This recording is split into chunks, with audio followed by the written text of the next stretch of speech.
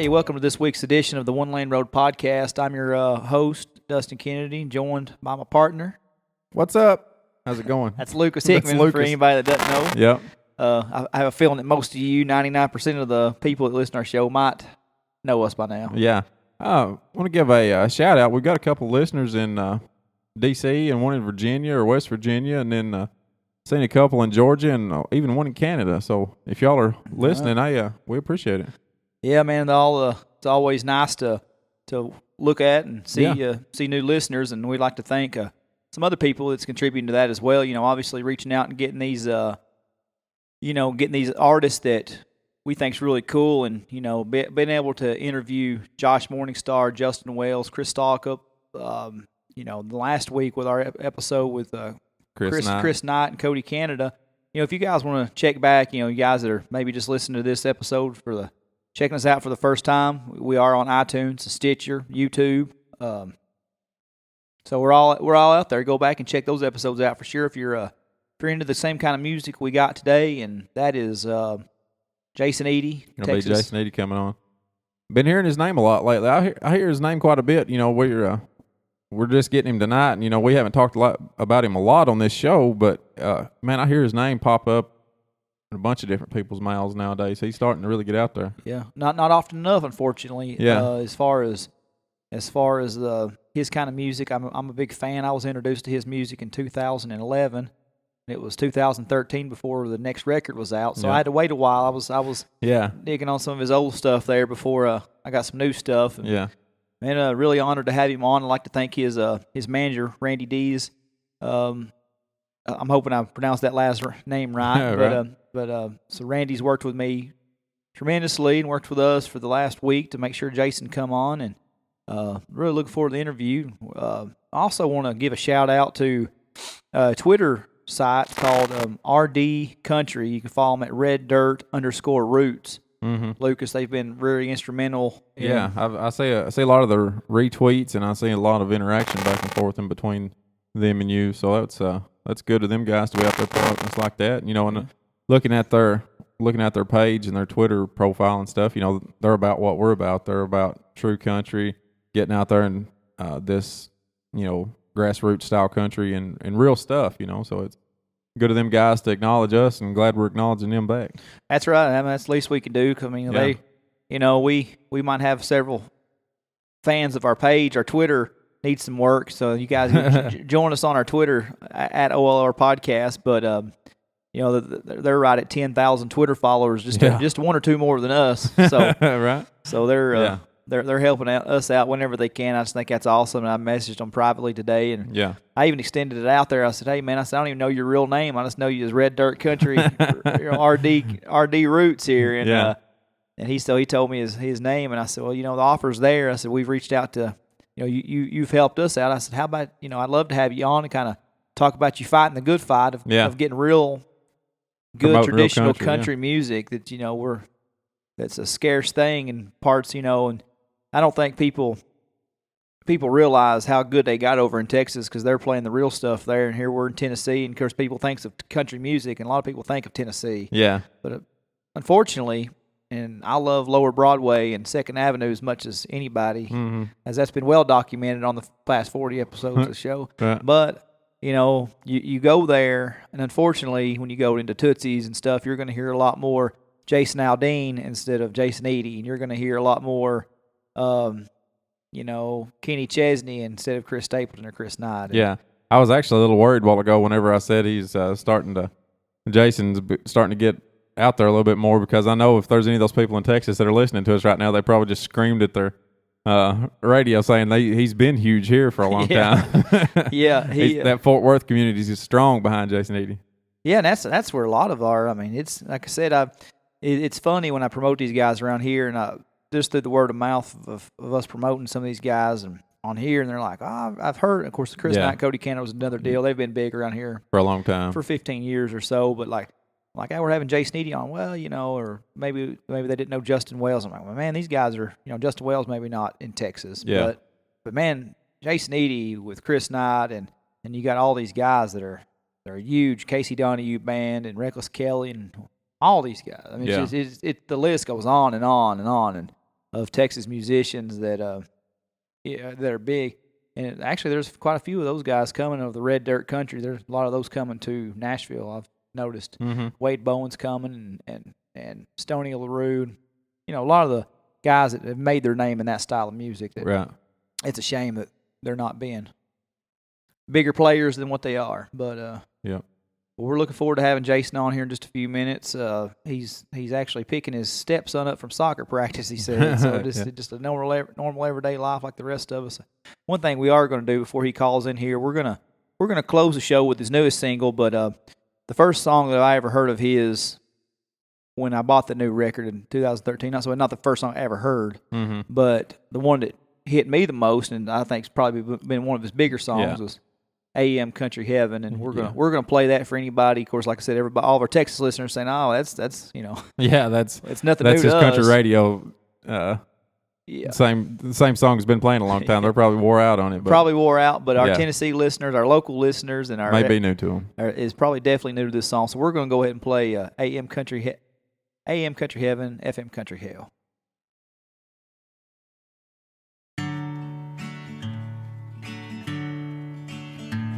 Well, they sing about Jesus, they sing about Jones, and they sing of American pride.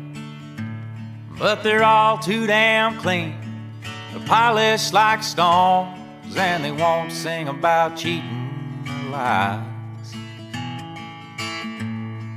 Well, I remember the days when the singers just sang and left it all in the stories they tell. These days we're in AM country heaven and FM country hell. Well, I miss the days when the women were ugly and the men were all 40 years old. 'Cause you had to say something for people to listen. Now they just do what they're told. Well, it's all about idols, pretty blonde hair, and how many trucks you can sell. Out here in AM country heaven and FM country hell. Well, out on these back roads, the only real truth that I know don't cross the radio band. It cuts through the static like a chill in the air. It fades out, then it comes back again. Well, I don't mean to sound jaded, 'cause I know there are plenty young singers who aren't up for sale. But they're all stuck in AM country heaven, FM country hell.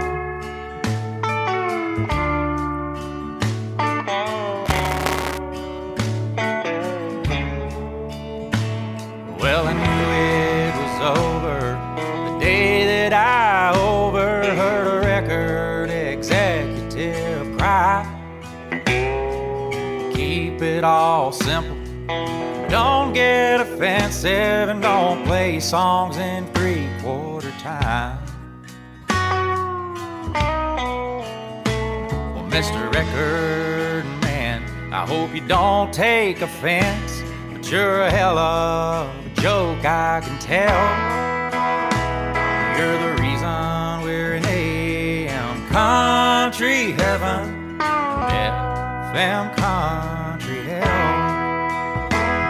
You're the reason we're in AM country heaven and FM country hell.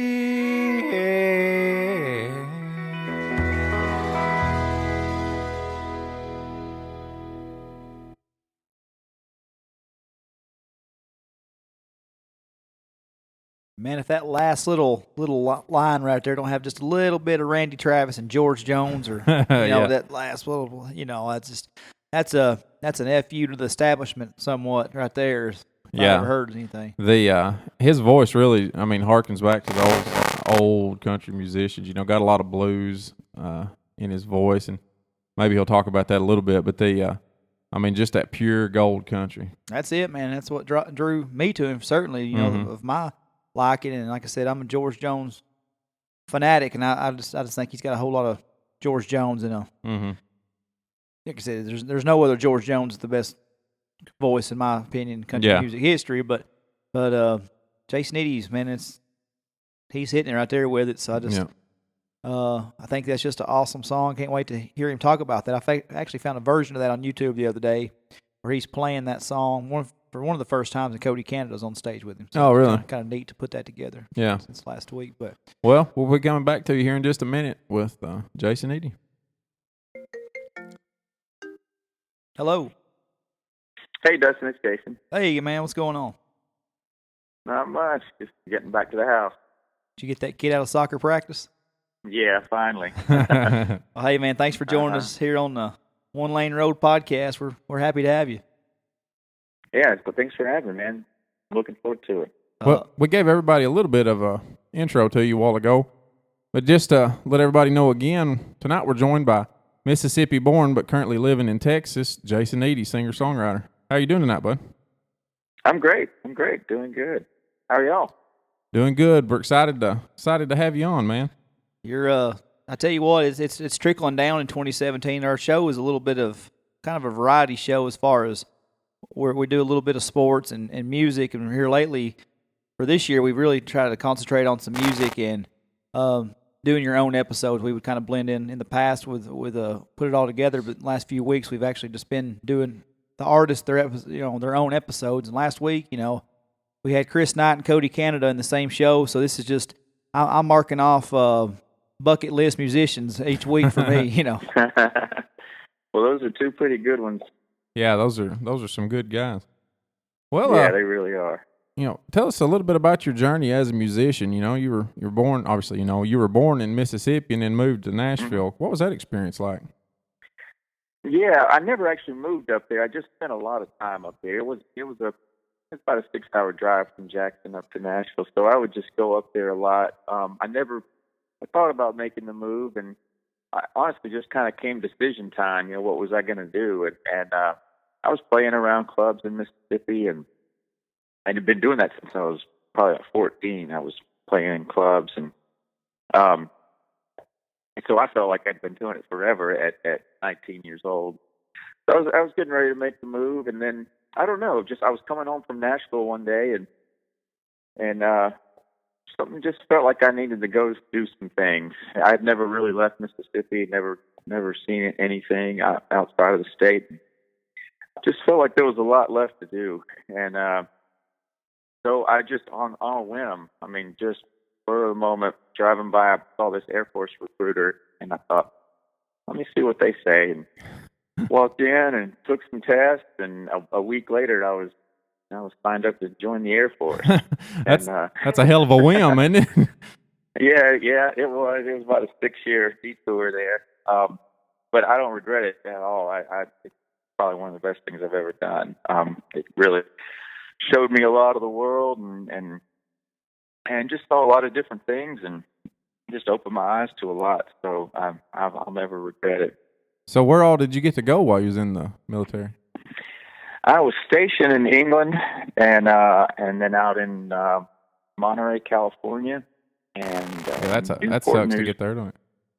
Yeah, that was actually my first stop, so that wasn't a bad way to to get started. Get it started. Yeah, yeah. So I went out there and then got sent over to England, and then finished up in Newport News, Virginia, and but then during that time just traveled all over, saw the Middle East, and saw a lot of Saudi Arabia and Egypt, and then all of Europe. So just a lot of cool stuff that I wouldn't have been able to do at 20 years old any other way. Yeah, you had a pretty neat job, if I remember correctly, while you was in the military too. Weren't you a translator?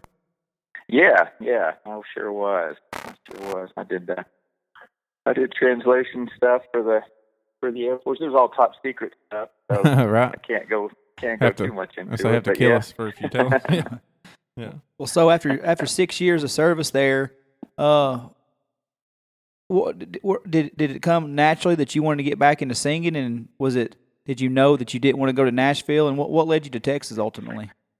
Yeah, I got out of the Air Force, and I had gotten married in the meantime, and had a daughter, and by then I just thought it was too late. I thought maybe I had missed the window just because I had responsibilities and things to take care of. So I got a job back in Mississippi. Went back, and the job I was with transferred me to Texas. That's how I ended up here.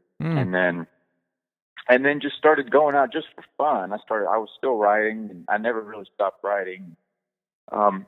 Just started going out and playing my songs, just more as a way to blow off steam than anything. I knew it was always going to be part of my life, and so I just went out and was doing little open mics, and that led to a couple gigs, and then people started coming to the shows, and then it got to where I was staying out till 2 or 3 in the morning and getting up and going to work the next day, and eventually it just got to a point where I had to make a choice, and it was a pretty easy choice to make at that point. Yeah, so I just quit the job and started playing music full time. That's awesome. And that Fort Worth area that you're in, that's a pretty strong area for talent and stuff like that. Now that Dallas Fort Worth complex. Yeah, there's so much good stuff, and all sorts of music too. There's great country music out of here. There's also really good blues scene, a soul scene. Leon Bridges is from here. He's doing great things right now, and Josh Weathers. There's just a lot of really soulful stuff that comes out of Fort Worth, and I've been really lucky to get to be a part of it, I think. Yeah, we kind of said in your introduction that people from other states that look at us are like, oh man, you're right there in Nashville, and we're about an hour and a half from Nashville. But it's unfortunate that a lot of artists like yourself and a lot of stuff that I'm into aren't as big named in Tennessee. So I'm kind of jealous of the Texas scene, because that's a hotbed for all the music that I listen to, and So it's I would trade the Nashville honky tonks for the Texas honky tonks, and pretty quickly. But so really, go ahead. Oh, I was just say we try to get over there as much as we can. It's opening up. I mean, it's been going on. This scene over here in its current state has been going on for 20 years or so. So people are starting to find out about it. Of course, it's always been going on here since. Willie Nelson, and even back to Bob Wills, and there's always been a scene here. But this current one's been around a while now, enough for people to start to hear about it. I think around the country.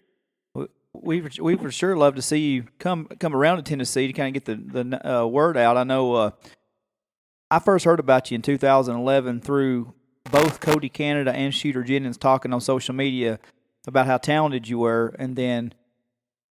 So I watched your website, pretty frequently. Then Dumb Luck found it. You came to Tennessee 2 times in 2012 within like a week and a half span, and I was on my honeymoon the whole time. Oh no!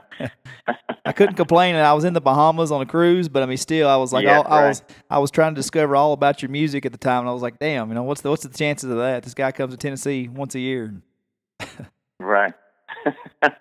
Well, we're trying to get back over there. I think we're coming over a couple of times this year. With this new album I'm about to put out. That's really the plan with this new one is to get out of Texas and start doing the nationwide circuit. And it's time. I'm ready. I'm ready to start doing that.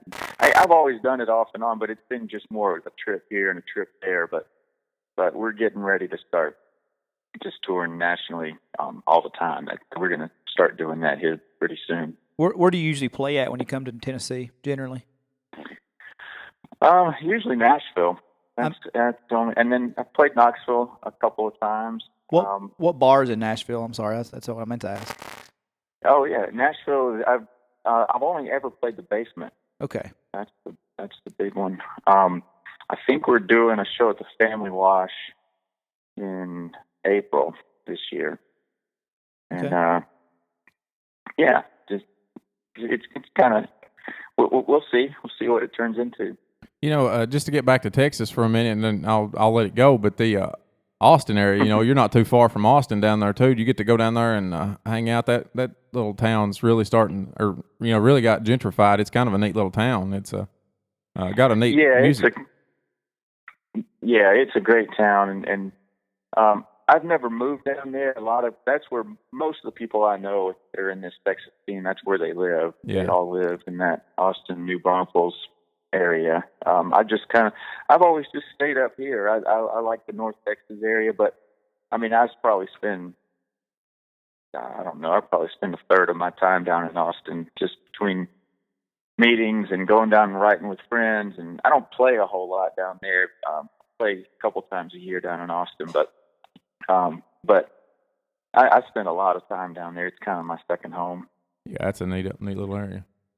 We don't want to spend a whole lot of time unless you want to on some of your past stuff. And I know we want to plug the new album as much as we can towards the end of the interview. But in your 2013 release, of course, I Am Country Heaven. That was your first full-fledged country album, which was kind of surprising to know how country you can actually be. But I was a little surprised. So, how would you describe your first three albums from 2005 to 2009? I was actually reading reviews on Amazon just the other day, kind of prepping myself, and people described it anywhere from honky-tonk jazz to country blues, folk, and hard-driving gospel beat.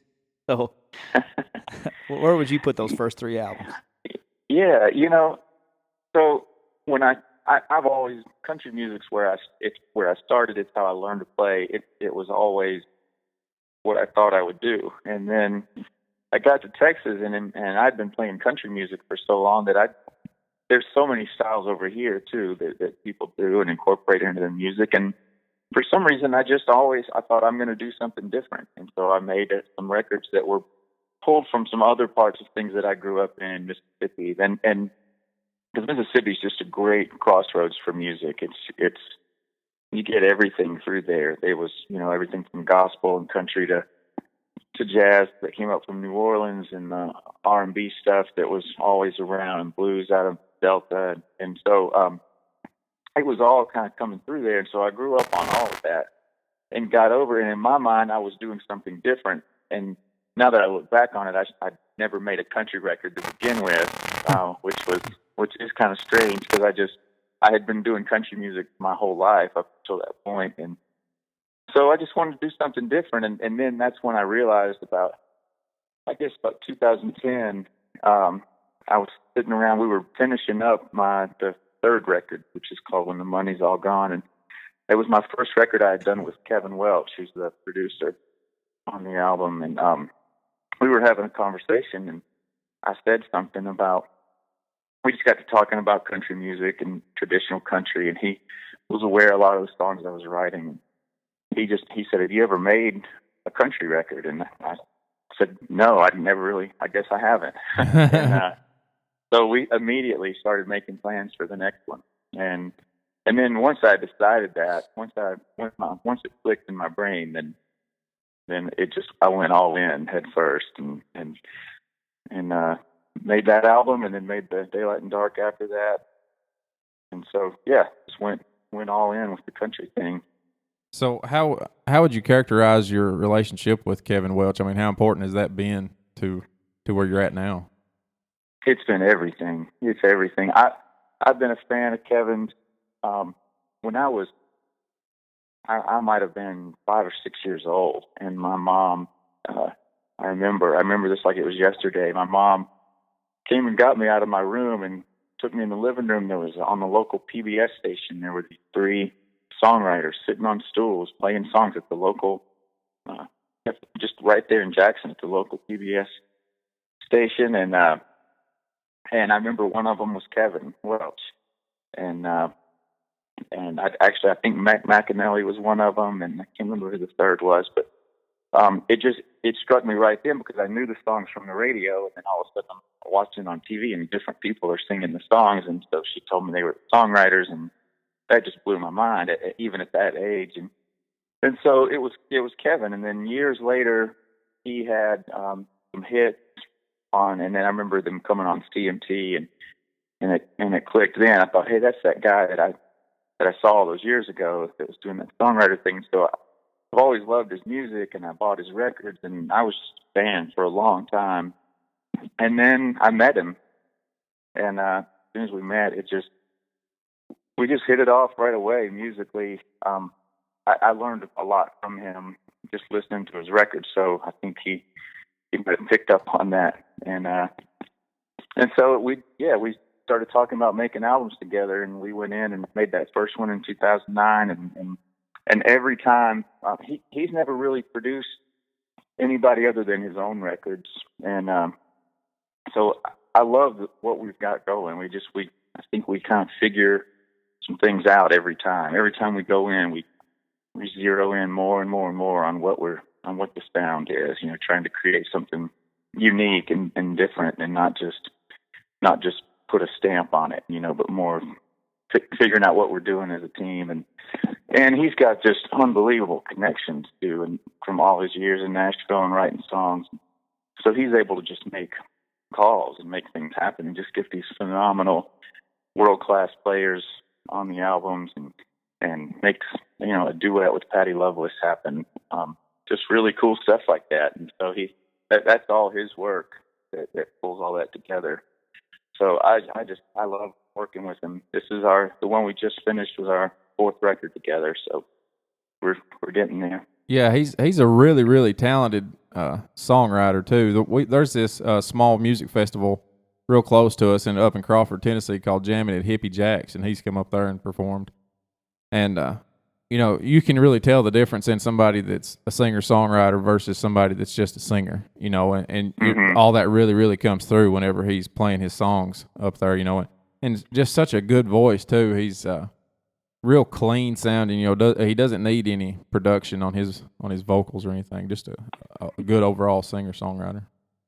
Yeah, and that's what I've always been drawn to with him. And he makes records the same way. He produces the same way. It's very organic, and just his theory on it is just that the reason they're called making records is because it's a record of what you're doing at the time. You're just going in, you're sitting down, and you're making a record of what's happening that day. And that's a great way to approach it. It's a real organic process, and I love it. That's really cool that you've been able to come full circle as far as watching him, when you were young to working with him now hand in hand. And as far as the sound that you guys are working on, we played AM Country Heaven for our listeners before you came on, and I noted, I was like, man, that's got a whole lot of, like, a little bit of Randy Travis and a whole lot of George Jones to that. To me, it does, at least. Who were some of your main influences in country music? Was George Jones one? Both of those. Both of them you just said. I had two different. There were the singers that I loved, and then there were the writers that I loved. Right. And but on the singer side, Randy Travis, Keith Whitley, George Jones, Merle Haggard's number one. That's okay. He's far and away the number one guy that I probably learned more from about music and vocals and songwriting from Merle Haggard. But yeah, Randy Travis, all those guys. I just always gravitated towards the real traditional country singers. That's always what I've loved, and that's what I grew up on, and so those are the guys that I've always listened to. Well, it doesn't get hardly as real as those four. I mean, buddy, you talking about living the songs they were writing? Those four for sure. Yeah. Lived right. Yeah. So just to touch on that song, I mean that's the first song on the record that really hit me, the AM Country Heaven, and I know the story behind it. A lot of people maybe listening to us might not know it. It's kind of I won't say a fight against mainstream country, but Shooter Jennings, who I'm a big fan of, had a song out similar at the time called Outlaw You that was kind of just frustrated the establishment.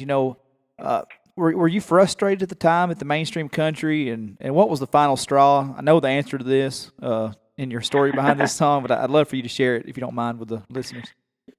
Yeah, I mean, I was. It's just frustration about.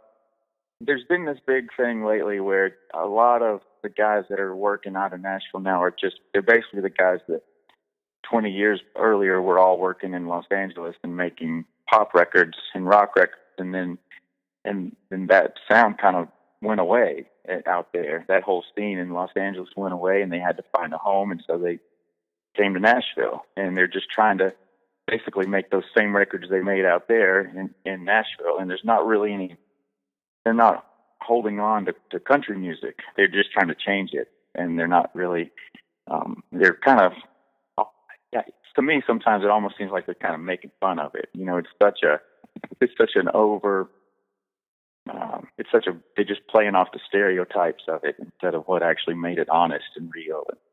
So I was just seeing that happen on the radio, and I just wasn't connecting to anything happening on radio when I would turn on. I mean, I grew up listening to top 40 country radio, and then it just got to a point where I couldn't leave it on. Every time I turned the radio on, just I couldn't find anything that was jumping out at me, nothing that I believed. I didn't buy any of it. And so I had been thinking about writing a song like that and didn't really know where to go with it. And just realized, driving through a lot of these back roads around Texas, they have a lot of old AM stations that still play the classic stuff. And I realized that's what I was listening to more than anything.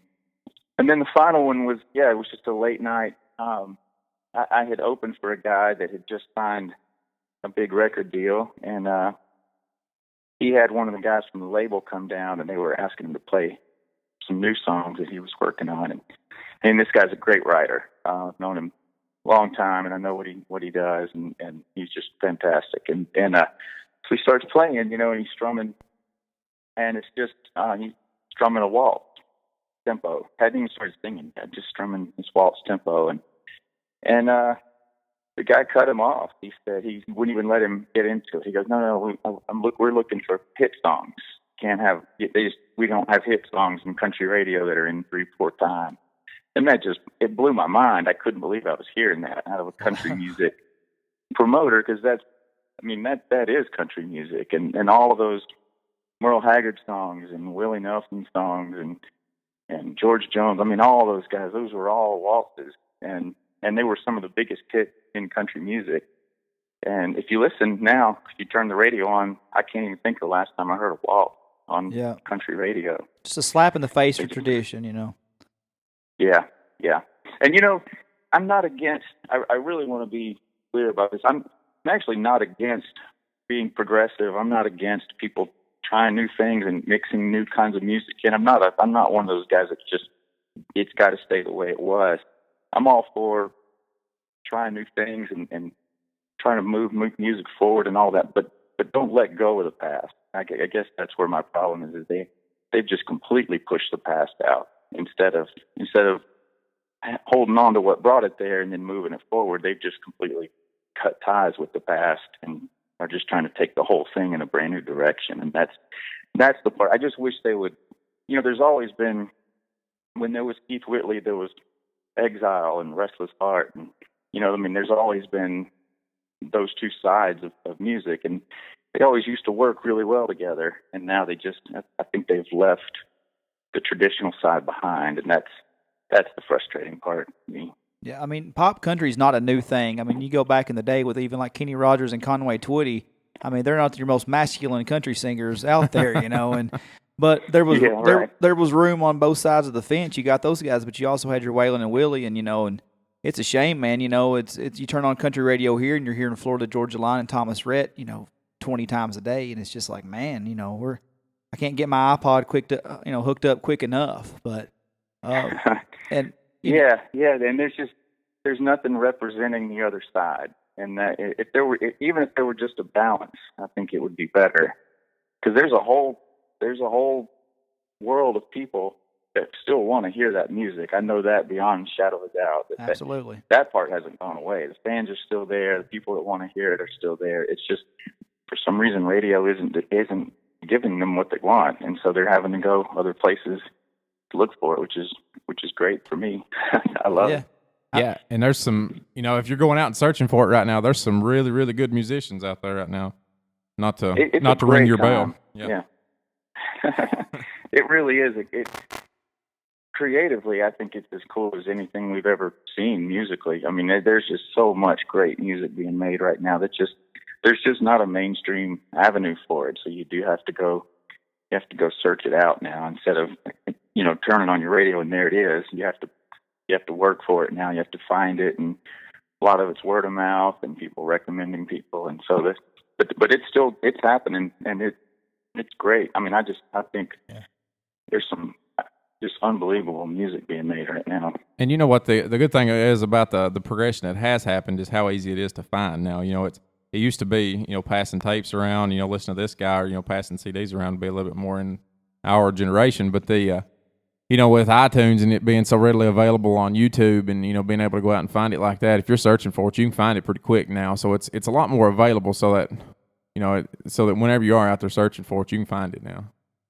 Yeah. And the business is changing, and I'm convinced, 10 years, 15 years or whatever, like they'll figure it out, and they'll figure out how to streamline that more and to where it's an easier thing to find. And it's just, everything's changing. Technology's changing. It has been for a while now. And everybody's still trying to figure out what to do with it, but I think it'll come around. I mean, this has got to die out eventually. There's only so many of the same songs that you can write, and I'm not going to go into too much into detail because I've said it so many times when we're talking about this style of music, but, there's only so many party songs you can put on one record without putting a little genuine soul. I remember about 12 or 13 years ago, I said, man, Kenny Chesney is destroying country music, and now you fast forward to 2017, and I joke that, he's the best thing on country music radio. I say Kenny Chesney used to destroy country music. Now, Sam Hunt makes Kenny Chesney look like David Allan Coe. Right. Yeah. Right. It's killing me. Yeah. But talking about the way it's progressed, so like on the Daylight and Dark record, you covered a song by Chris Stapleton, who's a song he would go on to release, become a huge hit for him. I mean, what was it about Whiskey and You when you heard it that made you want to record it? And was there any thought about playing it a different version than Chris's, or was the plan always to keep it kind of stripped down and genuine the way it was? Yeah, that's actually the reason that I recorded it. When I went to record it, I saw a YouTube video of him doing it, just him and a guitar, and I just fell in love with the song, and I started listening to the song. I had been listening to Chris for a long time in the Steel Drivers. I was a big Steel Drivers fan. Kevin turned me on to them because he had a cut on that first Steel Drivers record, and so I latched onto those guys real quick and was listening to Chris, and then found this video and this song, and I just couldn't believe it, how great a song it was. I think it's one of the best country songs in the last 30, 40 years, and I heard that some people had cut it. Tim McGraw had cut it, Julie Roberts had cut it, and some different people had cut it, and I went and listened to all their versions, and nobody had ever treated it like it came across when I watched him do it acoustic. They had bigger productions on the song, and I just thought, man, it'd be really cool to go in the studio and do something. It's a lonesome song. To me, that song invokes a guy sitting in a room by himself, and that's what the image is to me. And nobody had made a version like that yet. Right. So we called up and asked if it was available, and they let us do it. And so I did it pretty much along the lines of what he did on purpose,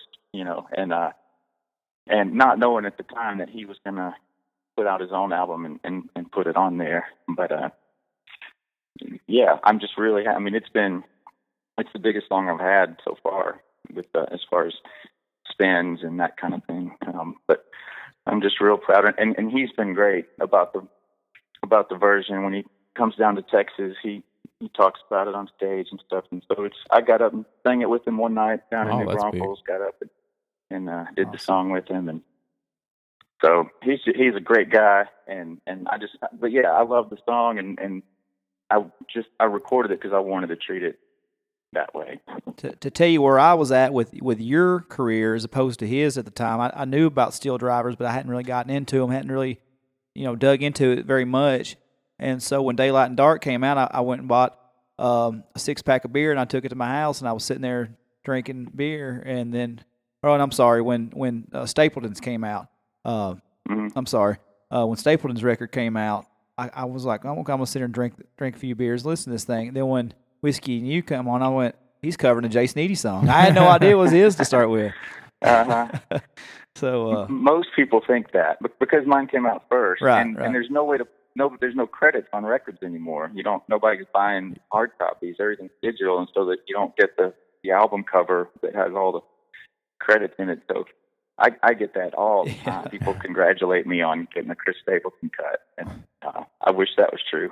Well, you both do a hell of a job. I mean, whoever you done it plenty of justice. That's for sure. So. And you was talking about the Tim McGraw version of that. He just didn't have enough connection to that song whenever he was singing it. From whenever I played it, he was talking about the big production. I don't know if it was part of the big production that cut, just took the soul out of it, out of his voice, or what it was. But he, it's not that he did it badly. It's just that I don't know. It's just like he didn't feel it whenever he was doing it to me. Yeah, I just wanted to hear a quiet version of that song. That's a quiet song to me. The lyrics, everything about it. I picture some guy sitting in a room by himself with, with a bottle of whiskey and not a lot of stuff going on around him. And honestly, the version on my record, on Daylight and Dark, that was one time. That was one pass. It was the only song on the record that was like that. But everything you hear, that was the original vocal, the original. I mean, we sat in there and played it one time, and we got it, and we never touched it again. And it's still just like we did it that one day. Beautiful.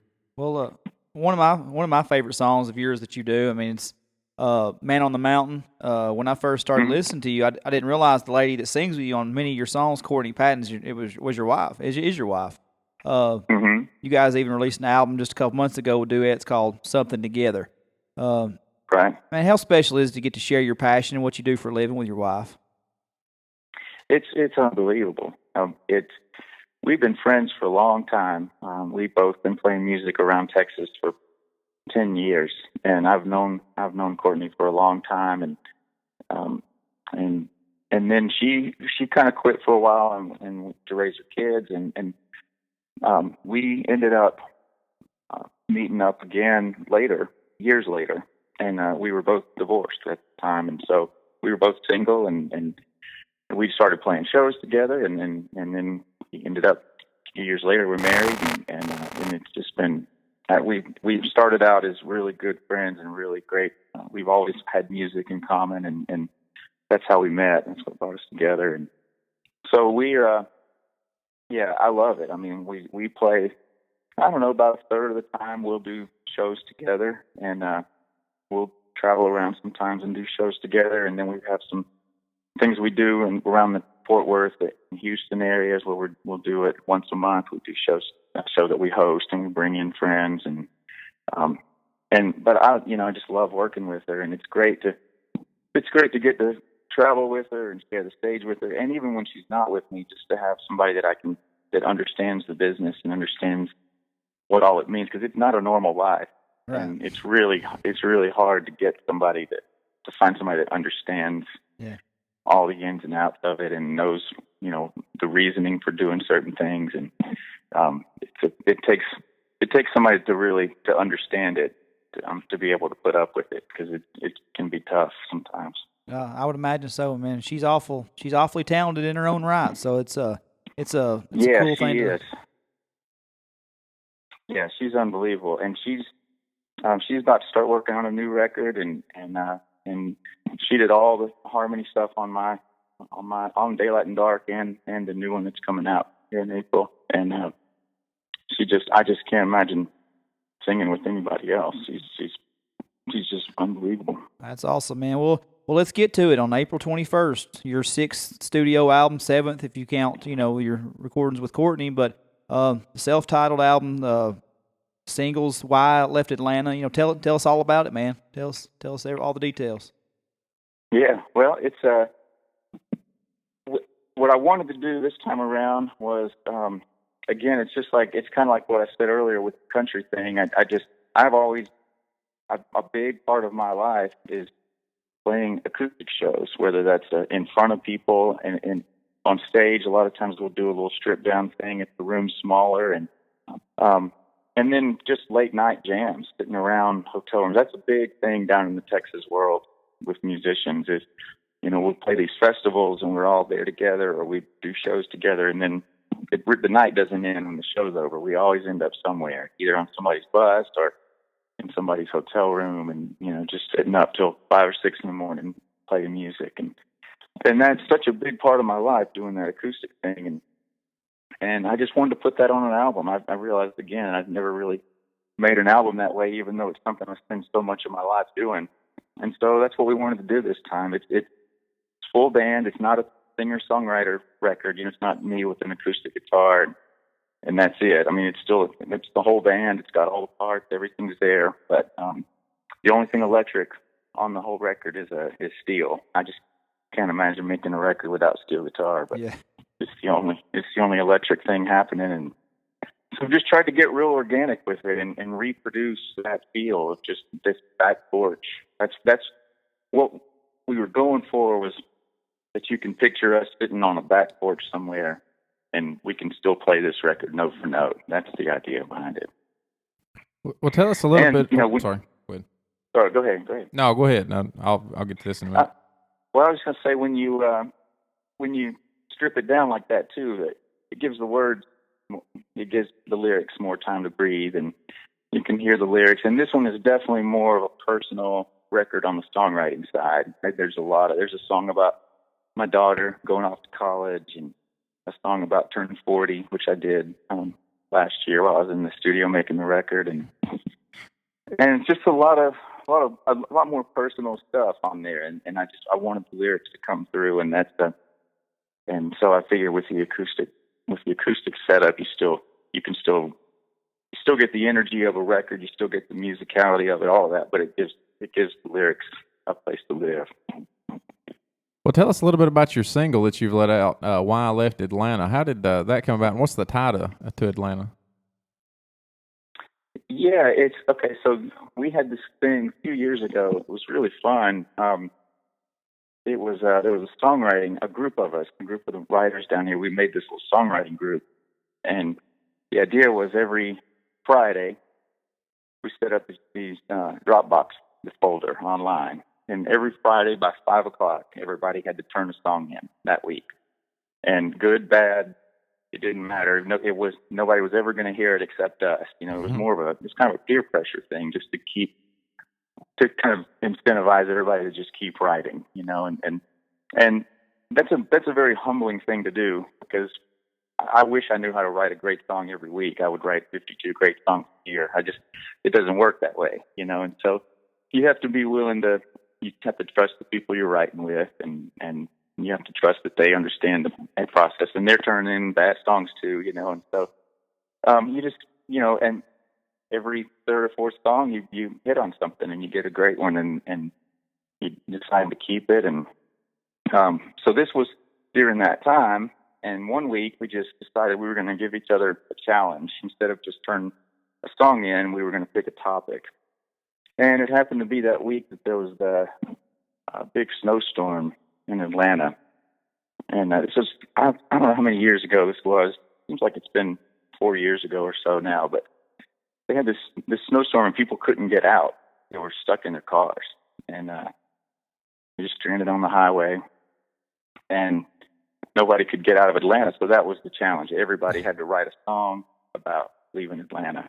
And so we all did, and we all turned them in, and it's one of the coolest songwriting things I've ever had happen, because I wrote it when you're writing that fast and trying to turn something in every week, you kind of get out of your head, and you just write, and you're just writing, and I didn't realize it until later how true that song was. I didn't. It's one of those that it showed me something after I finished it. It was a song that I had been needing to write for a long time and wanting to write, and it just happens to be Atlanta, but that's it's just about leaving home, and leaving something behind. And I was really needing to write that song, and just didn't even realize that's what I was doing. And so after that, it was it's the only one from that whole group of songs that we turned in during that time that I kept, because it did turn out to be such a personal song to me, and I've tweaked some lyrics since then to really make it fit the story that I know now that it is. I went back and tweaked it a little bit, but yeah, it's just a real personal song about moving on and divorce and the whole that part of life, you know. Yeah, it's a really beautiful song. I was a little bit. I guess I jumped to a conclusion before I ever listened to it, you know, and I thought it was going to be something we talked about earlier about Hollywood moving into, you know, say Nashville. Hollywood's kind of taking over that lower Atlanta area down there, and I thought, I guess I jumped to a conclusion. You might have been getting away from the Hollywood hype that's happening down there, so I jumped to jumped the gun on it a little bit. No, Atlanta just happened to be. I joke sometimes and say that, you know, in the next few years you're going to hear this slew of songs about leaving Atlanta coming out of Texas, and that'll be the story behind it. But, yeah, it was just that people ask me that a lot. What the Atlanta part? But that's what it was. Well, that's a real neat way to do it, and that's a real good way to keep pushing everybody creatively. You know, having a group of real creative people sitting around and forcing each other to write music, and you know, you're going to eventually, if you got some good songwriters in there, you're gonna try real hard to keep up in everybody's game. Yeah, and that's the great thing about a really great songwriting community is it's friendly competition. But it's still competition. You know, nobody wants to get shown up, and everybody wants to prove that they can hold their own. And when somebody turns something in and it's really good, of course everybody tries to beat it in a good way. But there's nothing negative about it. There's no resentment, of course. There's nothing like that. But it pushes people, and there's been a lot of cuts that came out of that group. I would love to go back one day and just listen to all the demos that were on it, because I know Courtney got 2 or 3 songs off her last record from that, and Jamie Wilson got a few. I know Adam Hood got one that he put on his last record from it. So there's a lot of songs ended up making it on the album from that group. Yeah, I've been, the first time I seen the song was on the Texas Music Scene television show that comes on the weekends. Mm-hmm. That's like my only link to Texas music here in Tennessee. Is I'll DVR that show and watch it and try to find new talent every week. And I was pretty excited to see. That was the first time I'd heard that you were putting out a new record, so I've been studying up on it since then. And even if I didn't know the story, look, that's the worst city to drive to is Atlanta. I mean, that's the absolute worst. When my family goes to vacation every year, I'll drive from here where I live in Tennessee to Chattanooga and make my wife do the Atlanta drive, and then I'll drive to Florida after that. Yeah, I have spent some of the worst traffic jams in my entire life in Atlanta, and so I've learned now if I'm not going to Atlanta, I try to get around it. Yeah. Oh yeah, that traffic's can be brutal. The only one time I ever messed up and drove through Atlanta, I was driving and we were driving so fast. There were so many cars on there, and nobody was giving anybody an inch anywhere. And the car that was 3 cars in front of me, we were driving right beside the concrete median, and he swerved over and slapped the concrete median and ripped the front bumper off his car, and he just swerved back in the traffic, and we just kept going like nothing happened. It was just everybody just drove over his bumper. I thought, as soon as I get out of here, I ain't never coming back through here again. Yeah. Not enough nerve pills in the world. I tell my wife all the time. I said, you're crazy. I said, you're crazy, and the rest of these idiots. I said, I trust you doing this driving. I said, but 15 miles an hour on the back road somewhere, she's not my kind of driver. Yeah. Well, hey, we was talking to Chris Knight to try to finish up on that with you tonight. One thing he talked about was one day he might want to do a cover record. Is there ever any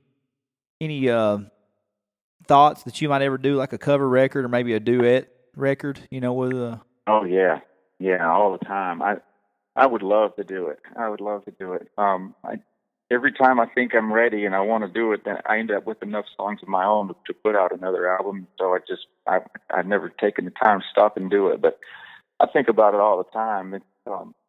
It's really funny when you're starting out and you're trying to play your own songs, you're writing, and you get really frustrated with people requesting covers because you wanting to show people that you've got all this stuff that you've done, and so you're trying to get people to pay attention to your songs and then eventually you realize you're playing your songs all the time, which is great, which you always wanted, but there's part of you that misses playing covers because we all grew up doing it.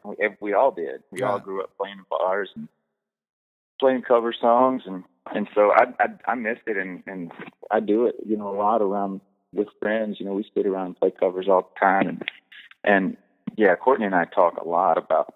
We've talked about covering different artists. There's different artists we would love to make tribute records to, and then we'd love to do it with writers too. There are a couple of songwriters that we both just love, and they've had huge hits, and we would love to do those hits, but have them all come from the same writer. That's another avenue we've talked about before. I think I read one clip or quote from something about you that said that while you was playing covers in bars in Texas, people were getting tired of it, wanting to hear your stuff anyway, didn't they? Yeah, that's a difference. You know, in Mississippi, where I grew up, they don't love, or back then anyway, when I was doing it, they didn't love you playing your own songs. And I remember I tried one night. I was in a set, and in a 4-hour show, I played one cover song. I played one of my own songs, and then a couple hours later, I played another one of my own songs. And the club owner came up and he said, "If you do that again, I'm cutting you off." I mean, he did not want it, you know. And you said Whiskey River it is, huh? What's that? I said you said Whiskey River it is, huh? Yeah, right. Yeah. And so I just kind of got used to that being the mentality, you know. And then I got to Texas and doing these open mic nights and stuff, and so I kind of came into it with that attitude. If you want to entertain people, you got to lead off with cover songs, and then you can slip in your own songs when you get a chance. And I realized real fast over here that it's actually exactly the opposite. If you play too many covers, they start wondering what's wrong with you and why, you know, can't you write your own songs? And so that's really what opened my eyes and made me think I could do something over here, because I thought, man, I've never been in a world where that was the case. You know, where people came in and just wanted to hear original music, and that's pretty much the thing here. I mean, if you go out and play acoustic shows or you know, anywhere where you're just sitting on a stool with a guitar playing songs, and people want you to play your own stuff, and that's a pretty rare thing to find. Well, I'm sure there's no shortage of people asking to play your own songs now in Texas. That's for sure. Right. Yeah. For sure. So, well, hey man, trying to wrap it up here. Do you have any idea how high a couple of your albums go for on Amazon? No. I was just doing some sampling, you know, listening to a few songs here and there on maybe some of the earlier stuff. For some reason, Wild Eyed Serenade and When the Money's All Gone range anywhere from $41 to $179 a piece on Amazon. I hope you've got some bootlegs. Hope you got some copies. You're going to start selling some shows or something. Put them online. $79. Yeah, man, that's no joke. That's crazy. What's the reason you think behind those two records being so? Are they low in print or what? Yeah, they're. I mean, I've got a few in my garage, but you better put them on Amazon. Yeah, right. That's me. That's me selling them. I'm the one selling them. And that really surprises me. I mean, they have been out of print for a while. They've not both of those. When I made those things, I mean, I printed up 1,000 copies of each of them because and I didn't sell through them. I mean, I just didn't have any sort of. When I made my first record, I had zero fan base. I just went straight from a day job and went in the studio and made an album. So I just started selling them out of my car. You know, that old story where you're selling them out of the trunk of your car and out of a suitcase at shows and just one at a time. And so when it took me forever just to sell through those 1,000, and I wasn't about to reprint because it took me so long to sell through what I had. And then I've just never gone back and printed more. I've never reprinted them. So that's crazy that they're going for that. The only other time I've noticed that, like we obviously said earlier in the interview, but I'm a big Chris Knight fan, and I've bought so many. I've went through so many of his records, like or CDs, just riding back roads and having a beer when you're younger and stuff, and they all get all scratched up. But really wished I would have either bought up more copies of A Pretty Good Guy and The Jealous Kind in 2001, 2003, because those things go for $60, $70, $80. So, hey, I'm a fan, Jason, but at that $179 rate, I'm just going to keep hearing them 30 seconds at a time, I guess. On Amazon. I don't know. I don't blame you. Yeah. Well, hey, man, we're really appreciative of you coming on tonight. I want to thank you. I want to thank Randy for setting this up for us. We look forward to hearing the record. Anything you want to plug again before we get you out of here? Just April 21st, a new record. You can pre-sell it. It's on pre-sale now through the website and on iTunes. You go to iTunes, you can buy it, and you get the track. You get it. Why I Left Atlanta. You get that now, and then you can pre-buy the record. So when it comes out, it'll just show up on your iTunes. But yeah, we're getting it going. Well, that's awesome, Jason. Again, thanks for joining us tonight. For all of our listeners, you can find Jason on his website at jasoneady.com. You can find the links to all of his social media there. You can go directly to them by searching at Jason Eady or just Jason Eady, and that's EADY. Like you said, go to iTunes, and you can pre-order his new self-titled album. You can pick up his new single, Why I Left Atlanta, and you can also pick up his other albums like AM Country Heaven and Daylight and Dark. Jason, man, thanks for joining us tonight. It's been a great interview, buddy. We really appreciate it. Man, I appreciate it. It's been fun. Thanks for doing this. I'll just get on to Tennessee now. All right. I will. We'll be over there. Keep an eye out. I sure will, man. I'll let you know. Yeah. All right. Sounds good. Thanks, buddy. All right. Thanks, Al. Thank you. Okay, guys, that was Jason Eady. You can, I tell you what, man, that was, I don't want to live too much in the moment here, but that might have been the best interview we've done with any musician yet. I mean, he was just so, not that we're saying that any of the other interviews are bad, but he was just so personable, and he just, so forthcoming, and just, just a beautiful. Yeah, just a beautiful, real easygoing guy, and beautiful personality on that guy. Yeah, man. Like I said, I've enjoyed them all. He's the one that I haven't met, so maybe I just didn't fanboy out as much on him as I did with the other guys. He's not as well known, but man, he sure should be. I mean, he's like you just said. It's easy to root for that guy. Yeah, that's exactly what I said when we shut off the phone with him. I said, man, it's easy to root for that guy. So yeah, loved having him on. Definitely gonna have to check him out when he comes to Tennessee. And that's gonna be our show. We're gonna share this all over the internet. We hope anybody that's new listeners will check us out. And if you like that interview, please go back to our iTunes page, listen to the Justin Wells, the Josh Morningstar, the Chris Stallcup, last week's edition with Chris Knight, Cody Canada. Give us reviews. I got my heart broke a little bit this morning. I was on YouTube seeing a thumbs down for the Cody Canada Chris Knight. I was a little upset. Yeah, I've got that password to that account. I'll go in there and find out who did that. We're gonna thumbs down your videos. Yeah, but hey, man, all kidding aside, thank you to Jason Eady. Thank you to his manager Randy, and we're gonna leave you this week with playing the new single "Why I Left Atlanta."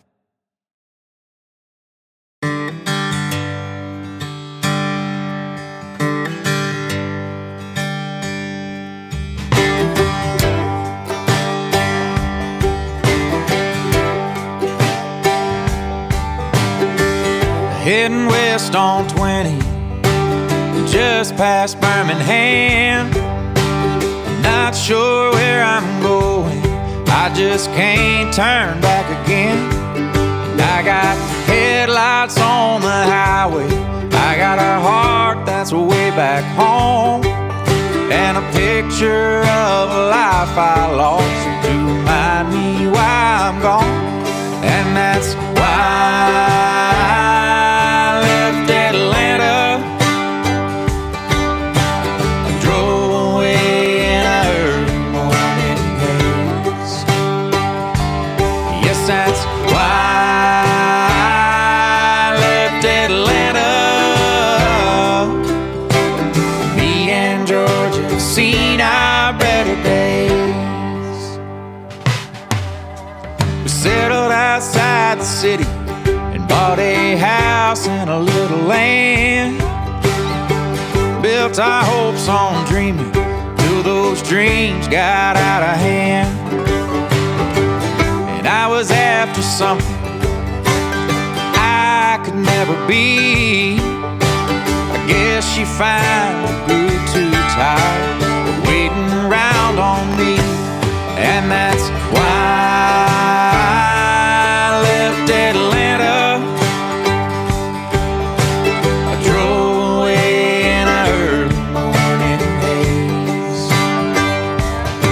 That's why I left Atlanta. Me and Georgia have seen our better days.